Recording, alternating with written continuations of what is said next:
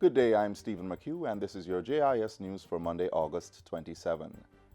Prime Minister Andrew Holness has spoken with the Minister of National Security and the Commissioner of Police on the gruesome murder of 14-year-old Yetania Francis from Arnold Gardens, Kingston.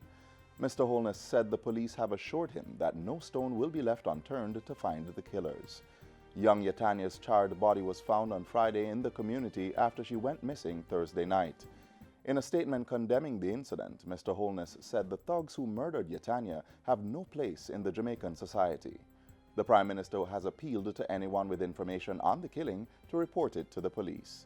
He said witnesses need not fear that their information will be exposed, as there is Crime Stop 311 and other ways to give information that will protect their identity.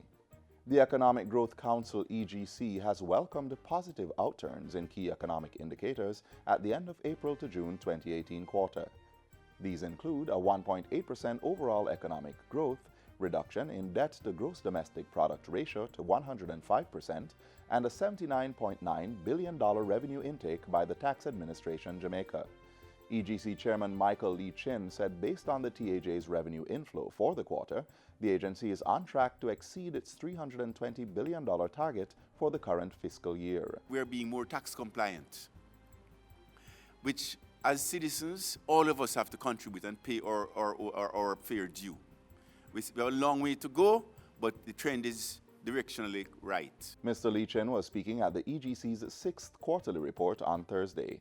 Referencing other indicators, he said the lowering of the policy interest rate to 2% by the Bank of Jamaica is an enabler of further growth for the country. So we're providing an environment whereby access to financing and access to credit and can be leveraged into growth. The EGC chairman said gains made over the last 5 years, such as US $31 billion in net international reserves, 2.8% inflation rate, 9.7% unemployment, and a poverty rate of 17% must be leveraged to generate higher levels of economic growth. He also cautioned against complacency. This is why the EGC, as lead growth enabler, has been taking the approach to aggressively collaborate with ministries, departments, and agencies, and bringing them together with private sector implementers to identify issues and hindrances to growth, and devise practical solutions that can lead to rapid, sustained, and achievable and inclusive economic growth. The government has advanced the arrangements to relocate the 21 families living at the retirement landfill in St. James. Local Government Minister Desmond McKenzie said the relocation is necessary and needs to be done urgently. He added that no one will be allowed to live at the landfill. We are not a wicked government, so we will never drive those people out of their home, because that is what they call it, and we have to accept and appreciate that. He was speaking on Friday during a handover of $1 million towards the security measures at the Riverton landfill. The contribution made by Red Stripe will assist to procure surveillance cameras and other security management equipment for the area. Red Stripe's Managing Director Ricardo Nuncio said the recent fire at the landfill affected its production, hence contributing to the effective management of the dump will also benefit the business operation of the company. At the end, we had to make a decision to stop our production. It was really hard to have our employees working under the conditions of so heavy smoke. We tried as best as possible to equip our employees with masks and things to be able to perform their jobs. Government has signed off on a grooming policy for schools, which will come into effect this September.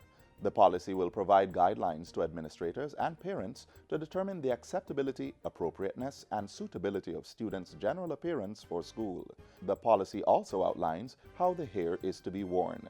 Education Minister Senator Royal Reid made the revelation at a parent sensitization session in St. James late last week. The law allows the school to set rules, and that you're required to abide by the rules. And part of the guideline is now to say to schools, they must review their rules to make sure they are in conformity with the Constitution and the laws, and they must engage their stakeholders so that we are all at one what is reasonable in terms of a rule. The full grooming policy can be accessed on the ministry's website at moey.gov.jm. He anticipates that school administrators will collaborate with parent-teachers associations to ensure consensus among all parties on policies to be implemented. To facilitate training arrangements for world-class athletes, G.C. Foster College of Physical Education and Sport and Sprint Tech Track Club have signed a Memorandum of Understanding. The MOU, which is expected to span approximately 5 years, will cover accommodation, nutrition, and basic medical assistance for athletes in training who are residents at Sprint Tech's camp. In a message read by State Minister Orlando Terrelong at the signing ceremony on Friday, Portfolio Minister Olivia Grange said the cooperation will yield benefits from both sides. I note that through the signing of this MOU, it is expected that GC Foster will also host athletic competitions to facilitate the development of young athletic talent and will partner with the JAAA in offering scholarships to national high-performance athletes who are members of Springtech. The Sprint Tech Track Club, which has been operating from the G.C. Foster College campus since 2003, will assist the college in recruiting international athletes to be trained at their facilities and will also assist athletes of the college in getting competent medical assistance. And finally, Prime Minister Andrew Holness has described the late Easton Douglas as a passionate public servant.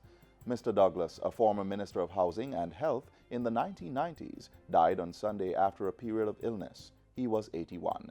Prime Minister Holness said Mr. Douglas has etched his place in the history of Jamaica, that his legacy is one of sacrifice, dedication, and service to the development of Jamaica and its people. As the late public servant was most passionate about infrastructure development, particularly town planning. Mr. Douglas also served in the capacities of Member of Parliament for South East St. Andrew, Permanent Secretary, Government Town Planner, and Chairman of the National Housing Trust.